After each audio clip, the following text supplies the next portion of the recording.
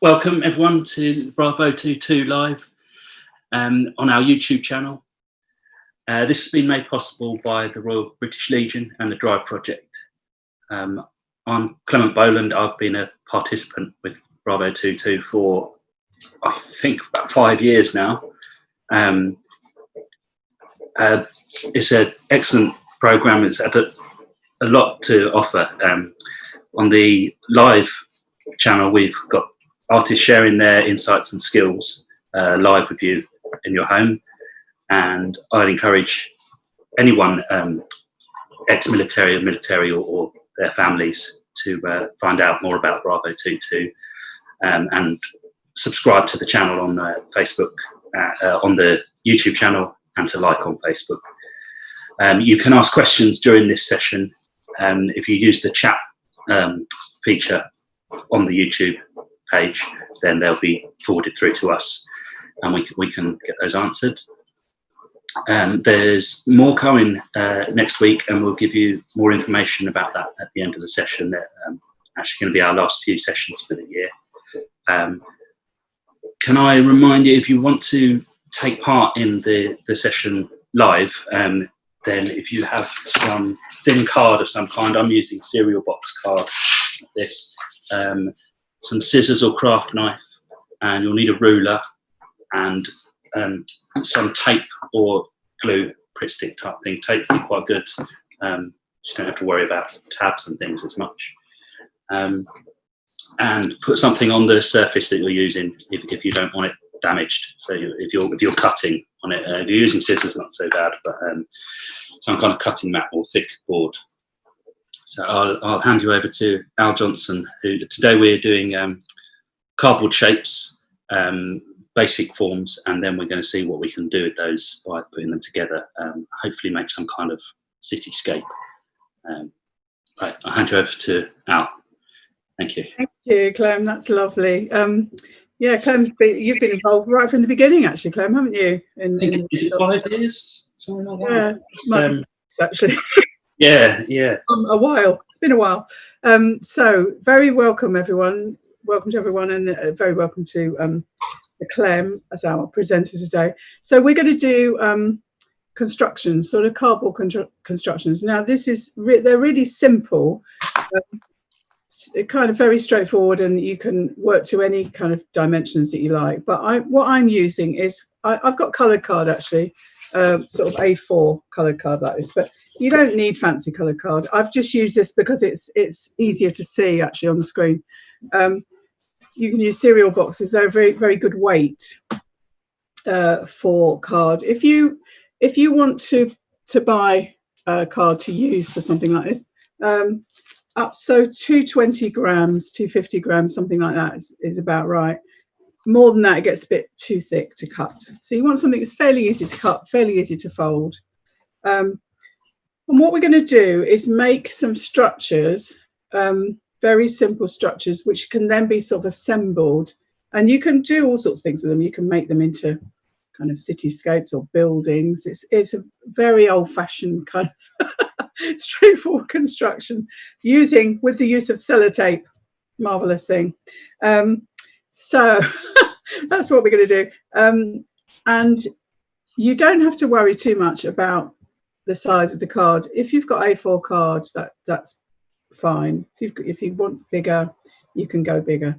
I've put some links onto the YouTube channel, so you can get some cards if you want to use colour card. But as I said, cereal packets. Go through your recycling box. I hope you've got a recycling box. Go through it and see what you can find. So what we're going to do is some very, very simple shapes. The most simple shape is this, which is a kind of rectangle, and it's an even-sided rectangle. Now you can do ends on these, which we'll do a bit later on, but just to make the basic rectangle, you need to cut your card. So I've got A4 card. I'm going to cut it down the middle. So I'm just going to fold it in half. This will be a slightly, now as I said, this will be a slightly smaller one than the one we've got there. You can either use scissors quite good if you've got reasonably sharp scissors to cut your card. I really like that sound. It's probably why I'm a sculptor, liking the sound of, not like the sound of breaking glass, but the sound of cardboard being cut. So you've got a strip like that. So the most simple system is to fold it in half and then fold the outsides into the middle. I don't know if you can you see that all right?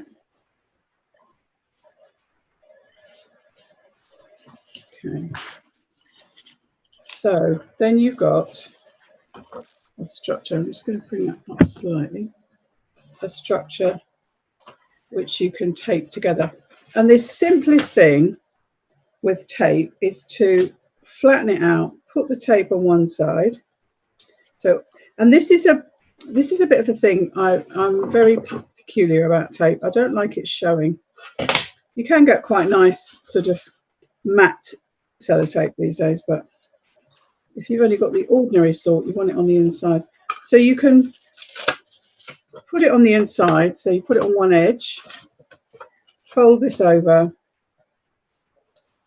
Because it's nice and square, you can flatten that down. And then you've got your first basic shape. Now, if on that shape you draw, let me see,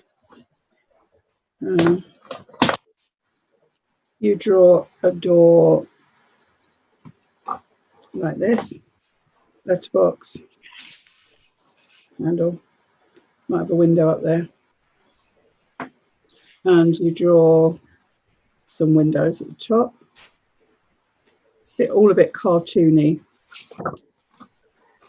There you are. You can. I don't know if you can. Hope you can see that. That makes it into a house, or house size. This is how you can kind of play with scale. If you draw on this loads and loads and loads of little windows. Yeah. So, Clem, how you doing? Are you doing this with me? Yeah, I've got a basic rectangle one, and I've done a little cone. I'm going to do a bigger rectangle as well. Yeah. So if you do the windows small, it becomes a different size building. It's a different scale.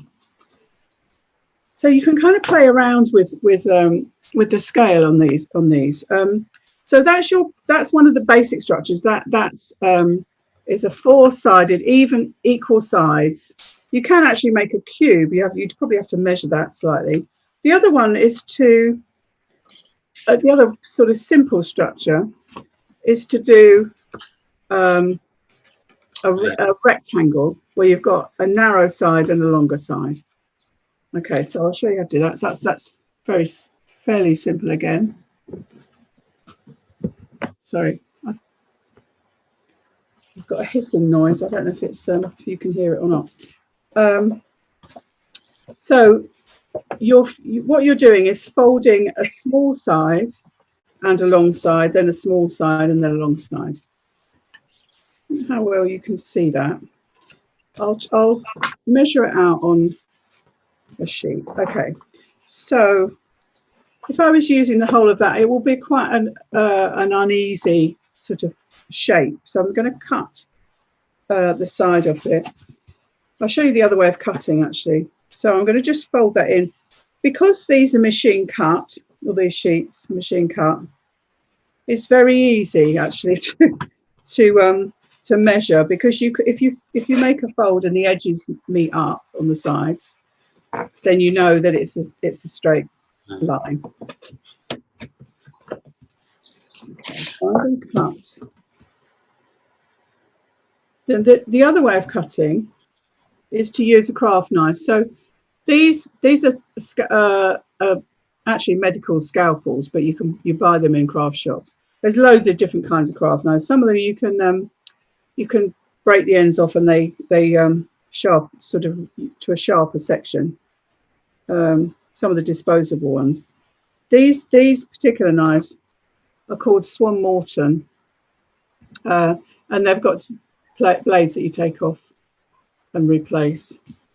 I happen to have one that hasn't got a very sharp blade. Should have thought about that before. Now, if you're cutting with a craft knife, quite a good idea to cut on. I'm just going to cut this with my scissors because the blade's not very sharp. It's quite a good idea to cut onto something. As Clem said, you need a cutting board. I've got a bit of old MDF that was hanging about when I was cutting. Foam ones. What do you use for cutting, Clem? I've got one of these. Like it's kind of a dense foam with hard plastic either side of it. Right, so it's a proper cutting board. Yeah, so you can cut into it and it kind of fills itself up again almost. Yeah, it's pretty good. Yeah, I'm just very old school. I just it's wood. Also, it's got a grid printed on it, which will help with the. Oh, really? Right. Yeah. Straight edges. Actually, there's some shops that you can get really quite cheap art materials. The work is very, very cheap. Yeah. Right. So I'll show you how to do this rectangular shape. So you fold this in half first. So the width you've cut is the height of the building, if you can imagine that. So first we'll fold it in half. And then you need to make, so you've got the two halves there. You need to make a narrow half, a narrow section and a wider section. So it really doesn't matter how narrow and how wide. In fact, part of the nice thing about doing this is that you can just sort of see what happens, just see what shapes come up. So you've then got a wide section and a narrow section. Now, the only technical bit about this really is that you need now to measure what that section is. And it's 51. We have got a question about the dimensions and how accurate they need to be. It's a question from Kate. Well, not really. They don't need to be really. They don't need to be accurate in terms of the sort of sizes and shapes of the buildings, but when you're doing something like this, it does need to be accurate. I'm just marking that so that you can see where the folds are. So they just have to be even. Yeah, so they have to be equal. But in terms of how big a building you make with your card, that doesn't matter at all. So that's 52 mil. So it needs to go alternatively. So you need to have a narrow section, wide section, narrow section. So I'm going to do 52 mil. I'm just going to mark that. I mean, most of these measures don't really need to be. Also, we have Joe asking whether it's easier or harder to use thicker card. Yeah, harder to use thicker card because it doesn't fold nicely. This card, I mean, one of the measures of if the card is right for the project is to, if you make a fold and then you can run your thumb and finger down it like that. You get a nice sharp fold. Don't know if I've got any thicker card on here. I've nicely sorted out all the thin cards. I suppose it won't fold square, will it? Yeah, I can't find anything thicker. If you use card that's too thick, what it does is sort of curve out. It kind of breaks as well. And you get a ragged edge. So that's a good test. Try a bit card out, fold it. If you can run your finger and thumbnail down it like that, and then you've got a nice sharp fold. That's the right size. Okay, so we've marked up that line. I'm just going to fold that in again. Now, sometimes if you've marked a line, it's easier to fold it the wrong way first, and then you can easily fold it back. So I'm folding that the wrong way. I'm going to fold it back the right way, and I'm going to do my finger and thumb sharp edge. And then I've got a rectangular box shape. Now that's quite good, if we're talking in terms of our cityscape, that's quite a good structure for flats or large structures. We're not going to make the eye today, or the what's that other one? There are lots of strange buildings in London, aren't there? Somebody was asking, have you ever tried this technique in life size? Built your own house. No. Well, I did a big schools project where we asked companies to donate cardboard boxes, like fridge companies and people who supply cookers and that sort of thing. So we had huge boxes, and we did a sort of structuring thing with those enormous boxes, and the kids built walls and archways. It was good. Yeah, built a few castles and cars. So sorry, Clem. Built a few castles and cars here. Yes. Big boxes. Actually, I mean, this is a nice. This project is a nice thing to do with children. If you need a holiday activity for your children or grandchildren, but I mean, don't feel it's only for children, because playing with bits of cardboard is one of life's great delights, in my view. And actually, a lot of my sculpture starts off like this, playing around with bits of cardboard. Because if you make any kind of large scale object, you need to practice it first. You need to figure out the dimensions, and so you make a maquette. So we've got a couple of structures there, different sizes of those rectangles and cubes, so you can try various ones of those out. Now, obviously, not all building is square, although a lot of it is. So I thought it'd be quite nice to make some towers and cones. So I'm going to show you how to make a four-sided tower and a conical tower. And actually, this conical tower fits quite nicely onto, it's rather toy town, that, isn't it? It's a bit like the Noddy books. I don't know if any of you remember the Noddy books. Probably not. And they had rather good sort of structures. So you can fit these onto the tops of your structures. See if that works on there. And tape them together. Like a nice wonky tower. So I'll show you how to do those. Any more questions, Clem? Yes, we have one asking, could you use acetates to do this, or would it be too thick? No, acetate will be quite nice. It depends on the thickness of the acetate, actually. But you'd have to do with the acetate, because it's plastic and it's bendy. It will be fantastic for these. So making cones, acetate cones, would be great. But you would need two things. You would need some see-through tape, and the matte see-through tape would be great for that, because that's actually stickier. And the other thing would be, you'd need to kind of score, not actually cut through the acetate, but just score it so that it folded, because it's quite hard to get a fold in acetate, isn't it? How are you getting on, Clem? Are you doing this alongside? Yes, I've got a couple of my tapes on the outside, I'm afraid, because I've got masking tape. But, very bad behaviour. I've done a little cone, but it's slightly on the wonky. Yeah, cones are tricky, actually, surprisingly, because that seems to be that should be an easier thing. We're going to start and tick. Any questions? Yes, Dean Williams is asking about adding to them, finishing them off. If you could add paper mache. Good. Yeah, you could. And some structures are really difficult to make in card because it lends itself to kind of angular things. So paper mache would be really good on a frame. Fantastic. Okay, so I'll show you how to do the cone.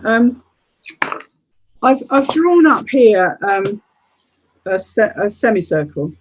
Now, the simplest way of doing this is if you've got a protractor. This is a rather nice one that I acquired somewhere along the line, that's got a kind of a sharp point that's adjustable, and a lead that's also adjustable in the other end, and the whole thing is adjust. I mean, some protractors are simpler and work just as well. If you haven't got a protractor, find something round to draw round. So a washing up bowl, if you've got a round washing up bowl, or a paint tin. I'm drawing my tape. Your tape. Halfway around the tape, I'm going. Yeah, that's good. I mean, it depends how big you want it to be. So I've drawn that with felt tip pens, so I can show you. By the way, I know some of this is quite sort of tricky to do alongside. So if you want to, you know, the YouTube is going to be online. So if you want to watch it again later and see what you come up with. So that's your semicircle. And then I'm going to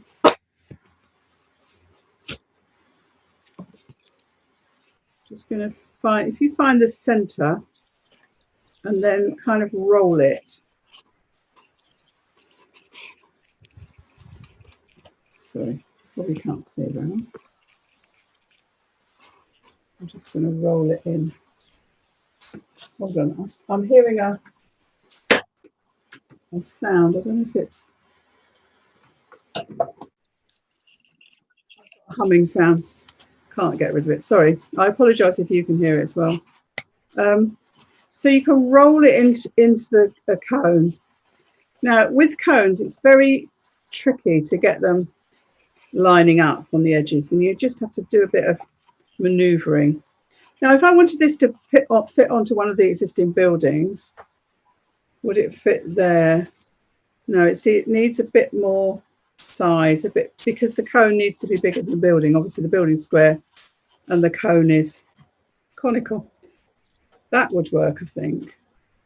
That would slot over it maybe a bit more. Yeah, so that works. Now, another fixing system you might want to use is a stapler. If you've got and this is quite useful. It's a long-handled stapler, and you can just staple the edges together like that. But you can also use tape. So that's quite a big cone that will fit over my my existing building. But you can make much smaller ones, and you can make tiny little buildings as well to work with the cones. So we've got that cone structure. We've got a spire as well. Now that's a four-sided structure, which is slightly different to make. So I'll show you how to do that now. Okay. Clem, how are you doing? How are you getting on? It's a little cone and square one, and yeah, I'm going to add them on like this sort of thing. I like the idea of the adding to it with paper mache and things. I feel although they're a bit wonky, I could then leave them out and make. And I mean, if you're doing a spire, it probably is worth making the spire first and then making the building for it to go on. Because it's quite hard to get the spires to fit. Okay, so a spire form. Let's have a go with that. Now this is not complicated, but it's more complicated than the others. Decide what length of spire you want. So I'm going to go for a spire that's 12 centimeters. Okay, so I'm going to mark 12 centimeters on my card. And then I'm going to mark 12 centimeters again, going from the corner. So you're working from the corner, measuring from the corner into the card. So I'm going to put a dot there. I'm going to put a line. Okay, and that's, if that measurement is the same as that measurement, it will be straight. If you've got one measurement that's 13 centimeters and one that's 12, it will be a wonky spire. But you know, wonky spires are all right. Now that's your template for your spire. So if you can you see that all right? Shall I do it in a thicker line? Let me just do that again. So easy to see, yes. So we've got a single section. Now, if it's a four-sided spire, you can actually make narrow pieces. I'm not going to do this now, but you can make narrow pieces and do an 8-sided spire if you want to, or a 6-sided spire. So the principle's the same. So cut that section.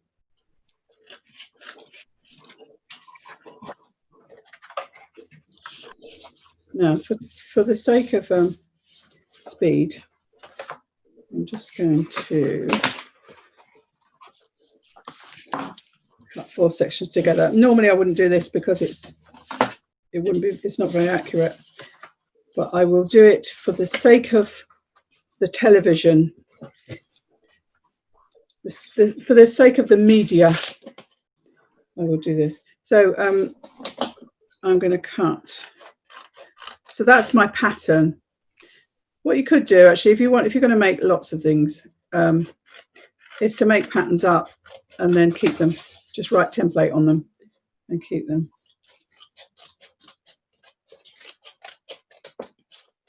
So always have even numbers of sides. If you've got a 5-sided thing, it won't fit on your building. How many have I got there? 1, 2, 3.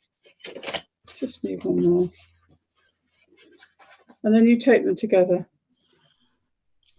Have you made one of these, Clem? One of these? I'm just doing my sides at the moment. Yeah. Do you think it's possible to do this as we go along, or is it better to go? Would you think it'd be better to go back and watch the? I think it's going to be quite useful to have it as something you can play back and. Yeah. Yeah, so you can. Because it's a bit. Watch and then. Yeah. Right. So what you do is your 4 sides you put together. Now Clem's been using masking tape. Masking tape is actually good because it sticks very well. I don't like it on the outside personally, but if you're taping on the inside, that wasn't Sally Ann is asking what the special tape is again. What's it called? This is the white tape. Yeah. Masking tape. I was yeah. Yeah. You can use or sellotape is fine. But there's also, I don't know what the trade name for it is, but there's also a kind of matte version of sellotape. I was called it library tape, but it's book repair tape. Library tape, yeah, that is what it's called. And that's nice because you can put that on the outside then. So you tape these 4 sections together. And then you put a piece of tape on the last section. And then you fold it all round. I'm doing this quite fast because we're running out of time. Sure, you could do this much more accurately. Also got a question about making paper mache paste if you want to put it over the top. So would that be PVA or I think wallpaper paste is the best for making paper mache actually. You know, you can buy powdered glue as well, which is pretty much the same thing. But wallpaper paste is quite cheap and you get loads and loads. Only mix up what you need though, because it expands. Okay, so what we've done is a spire. Let's see if we can put that spire on anything. Does it work on there? Quite nice on that building.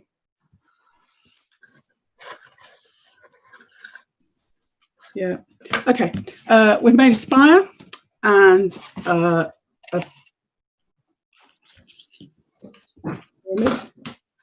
cone. The square structure for the buildings. Another kind of square. I'm just going to put them together just to give you an idea of what you can do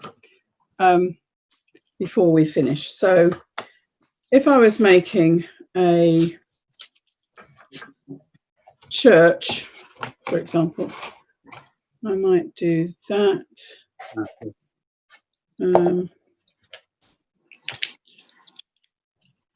Might have a church hall coming on the side there. Bit wonky, bit of a unusual setting for this. I don't know. You can play. That's the thing. This is grown-up playing. You're allowed. We don't play enough, actually, I think. And one of the things about being an artist is that you get to play a lot with different things. Play with materials.